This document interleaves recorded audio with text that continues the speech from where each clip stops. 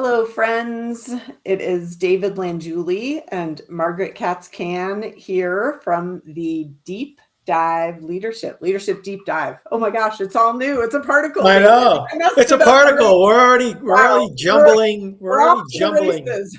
Yeah, we're off to the races of this topic of today's episode, basically chasing particles around, which is like, the details are, what do we call this? The leadership deep dive or deep dive leadership? It's the former, not the latter. Leadership Deep Dive. Yes. Right. Yeah. But before we got on, Margaret and I we've been mentioning that we're sort of rebranding the show here, and now that it's goes LinkedIn Live, so it is more of a live show with our images, but then it also is going out on our podcasting platforms under a new brand. So there's a lot to deal with when you do something like this, and technology platforms, and finding why why Restream is crapping out on you, and why it works over there on LinkedIn Because for you me. said something mean about it on the air. Now it's going to crap out on you for sure. No, yeah. You hurt its feelings, David. Yeah. I heard it. Yeah, I did. Yeah. I did. So now it's just going to torture us. So these are like in life, in leadership, we call these particles. These are minutia that has to be attended to. That'd be one way of describing particles. Yeah, I think most of us have a certain level of competency at getting stuff done, going through details, and it might be, the moments where, I don't know, something goes wrong with an account and you have to call and wait forever and talk to somebody and get it handled. It might be remembering the things you're supposed to buy at the grocery store, right? And I do believe, David, that many people out there actually have brains that love details and that really feel very comfortable. So this podcast is really more for the rest of us who that's like a pea size. Well, yes. Well, yes and no. Actually, this podcast, this episode of the show is really for both those who are, and this is kind of counterintuitive, because you might think like, oh, I'm good with handling details, I can tune out. Well, yes, but you may not be good at what is the opposite of particles, which is space, vision, right? Yeah. Because you're so lost in the particles. So I remember we did this exercise in a field where, everybody was like bouncing off each other's, like that was the particles, and your job was to like find the open spaces to weave in and out. I don't know if you did that exercise when you went through the leadership program. Yeah, we totally did. And the way I would describe it, it's like if you're telling a story, the space is like the arc, right? It's holding the story, it's remembering, without focusing, but just knowing that you're going to remember to share the pieces of the story that are important and that you're going to get to the conclusion, right? You're going to, that's the space, that's the context, and the content, it's important. I mean, we can't live with only one of these things, but then there's the content, there's the little rabbit holes that you get into when you're telling the story, or when you're talking and you're like, wait, did that happen on Labor Day or Memorial Day? It was for sure holiday weekend. It was no, it was Labor Day. When you get into a particle of a detail that you can't get sorted out, that's probably a rabbit hole particle, but that's kind of the difference, the little details versus the whole big picture. And you need both. You really need both. You need both. It is a yes and. What I would say is that, myself included, it's easy to get lost in the particles. It's very tempting because our left brain is highly conditioned to deal with details and making sure everything lines up correctly. And again, it's important. Except when you're up to something that is not dependent on particles. Yeah. Yeah. Like watching a sunset. Right. You don't have to worry about the particles. Although you could choose to obsess about the mosquitoes, and that would be a kind of a particle. Yeah, well, there'd be like an important particle. Like, so my wife and I are getting back into, some of you in the audience know we moved off the beach, and when we lived by the beach, we could easily get out to watch the sunset. But now we have to drive 10, 15 minutes and park and get out on the beach. So the one thing particle that's good to know is like, what time is sunset tonight? Like, that's an important particle. Right. But once you kind of know that, it's like, all right, well, sunset at 5:30, it's 5. Let's go. Yeah. Yeah. And spending all of your time in space. I mean, for sure, I think this is probably true for you as well, David, but have you worked for people who were incredible visionary people who really couldn't be bothered to worry too much about particles, and they're not good at giving instructions, for example, or delegating specifically or communicating. Sometimes people can live too much in the space. So I don't want to, throw particles completely under the bus just because David and I struggle sometimes with particles. They're important still. Yeah. I mean, some of the work we do with leaders is kind of understanding their behavioral and communication preferences, and we use the DISC profile for that, and you can get a pretty good sense of whether you're particle oriented or people oriented using that assessment. Yeah. And on a leadership team, you need both. Right. You need both. And most people have sort of a preference toward one way or the other, and it's kind of hardwired in. I mean, you can stretch into dealing with details, but if you're generally not a detail-oriented person, then every time you do that, it takes a lot of energy and time for you. Yeah. Yeah. I feel like we can adapt. I mean, for sure, for me, when I supervised people, I felt like I had to, develop a lot more competency with details and particles and tracking things and holding different plots at the same time for my team members.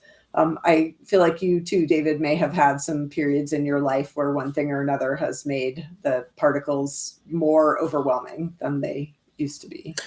I spent most of my life, adult life, working life, managing particles. That's what managers do. Yeah. All right. Directors, we direct particles. And you over there. Yeah. Yeah. So I had a pretty good capacity for that.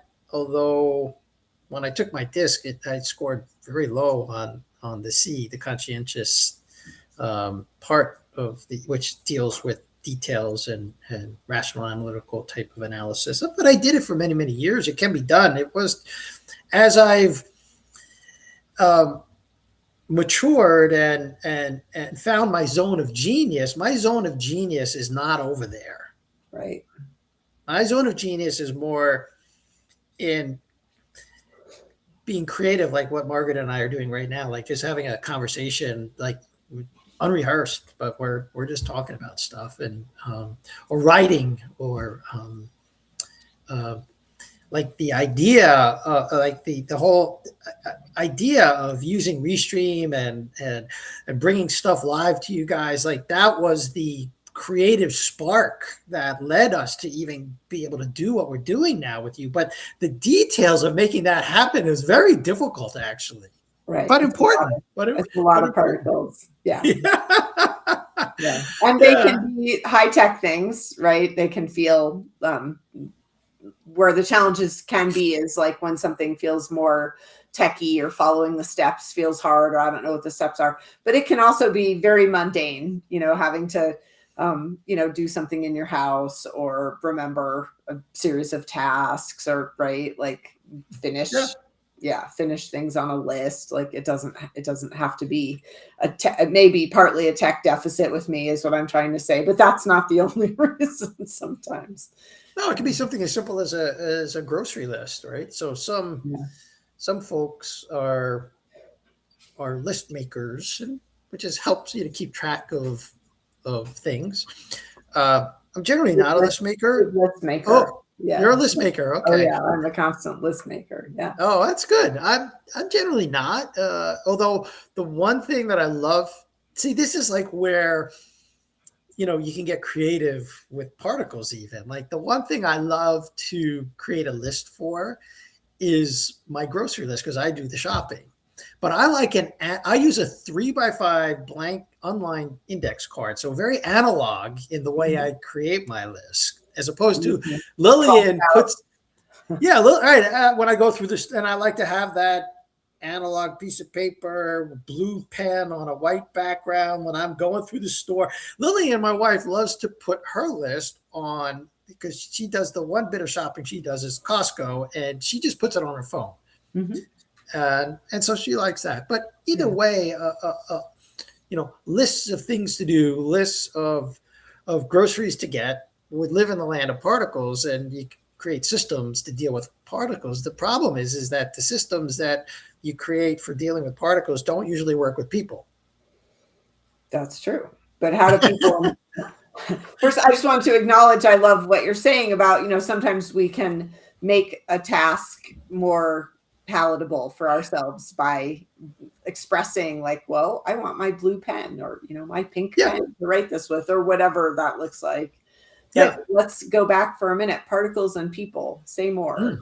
How are particles and people? Well, we've talked about this in the past, but I like this. When you treat people like particles, you're turning people into objects.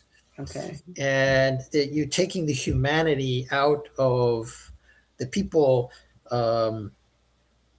part of your life and your work.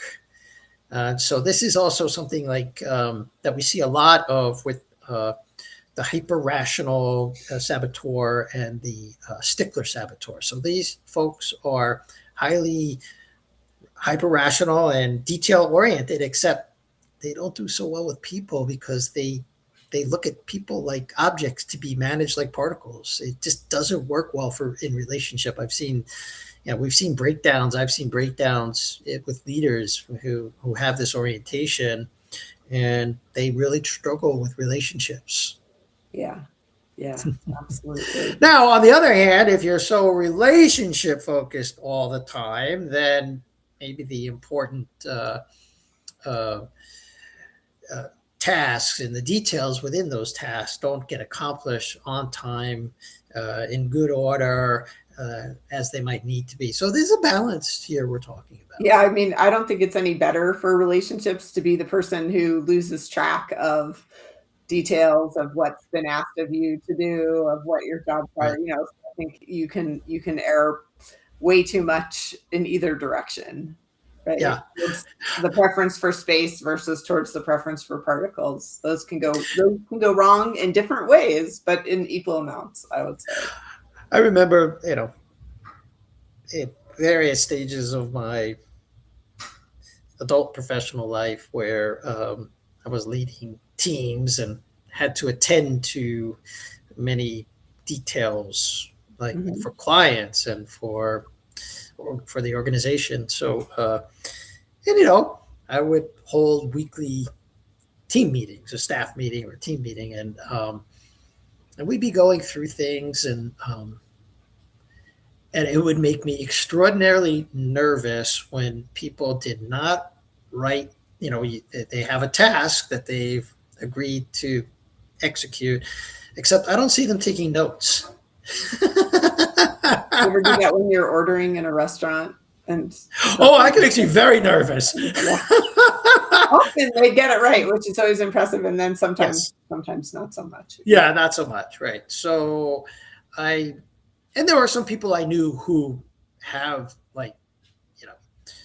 bear trap memories, and they can remember stuff like that. Yeah. But this is a very few in the world of people who just don't need to take notes. So one way of keeping track of your particles is to take notes about what needs to get accomplished. And another thing is to say, I would say, this is the people management, like the non-particle part of it. That's still part of it. Is like when you don't take notes, it makes me very nervous. Like that would be a way of approaching a person about, I like that about because you're something. not telling them that they're doing something wrong. Right. You're just talking about the impact on you. Right. which is Exactly. better. Yeah. So for people who aren't big fans of particles or who feel overwhelmed by particles, we've talked about one possible way to manage that, right? Which is to find some systems Yeah. that make you smile. For me, I think also putting a bookend, not making myself do something like for a whole day. That's really hard for me to do. Just, okay, I'm going to spend an hour or 15 minutes on this, just trying to get as far as I can. Yeah. If I'm making progress, I'll stick with it. But if I am getting frustrated, sometimes it's better to step away and come back. Like we did today. We did not solve our problem, did we, David? We did not solve our problem of LinkedIn Live and this Restream platform. So we said, let's just get on and try something. And Margaret's gonna post this live stream as soon as we get off here, and we'll see because she's been having some trouble with the Restream catching on her profile. So we're just sometimes you just have to do experiments. Right. That's another thing. Just try something different and see what happens. Yeah. Try something different. See what works. A lot of times we get caught up in the trying to figure it out. That can be very frustrating. Yeah. Especially when you're not figuring it out. That's a great leadership skill. Ask for help. Ask for help. Right? That's true. Maybe there's somebody in your life who's really good at this, or who at least is not averse. Maybe it's not just a zone of competence for them. Maybe it's a zone of excellence for them. Right. Right. So you can ask for help. So, I mean, we may need to go to Restream and ask for help because we're obviously a paying client of this service. So that's a good reminder. We may need, if we can't figure this out here shortly, we may have to ask them for help and see what's happening. So that's another great way to, when you're struggling with particles, bring the human element in, like ask for help from somebody else. Right. Mm-hmm. Add another human. And then the opposite way, when you are super focused on particles and that's your happy space and you're struggling with the humans, I feel like PQ is a great program there. It really is. The controller loves to control particles. The hyper-rational loves to analyze particles. The stickler wants to get all the particles right. There's a benefit in all of those things until they go on steroids and it starts to hurt relationships. And I've seen this time and time again. And also the avoider. So when it comes to particles, a lot of people, including myself, I notice, will avoid when I know that the particle hill is going to be long and messy and a slog. And so I'll do that tomorrow. But one thing you said earlier that I love, Margaret, was that sometimes, and we talk about this in the PQ program, sometimes you just take one small step. Yeah. You start. And you spend 10 minutes on it, 1 minute on it, 10 minutes on it. Right. Yeah. And if you're making progress, then you could keep going. And you'd be surprised. Sometimes there's great satisfaction in getting to the end. Yeah. And then you can celebrate. Or let's say you stop in 10 minutes and you got a little bit done. You celebrate. Yeah. So if you struggle with this, the PQ program is whatever side you're on, the PQ program, the Positive Intelligence Coaching Program, can help you because your inclination, whether your inclination is leaning toward more particles or your inclination is leaning more towards people, you can help get you more balance in your life and in your leadership with PQ. Yeah. So and learn some skills. Yeah. And learn some skills and learn how to deal with these things because we all have to deal with both particles and people. Yeah. Anything else, Margaret? No, I think we've said it. Now let's go see if we can get these particles to work. All right. go put it into practice or reach out to one of us for help.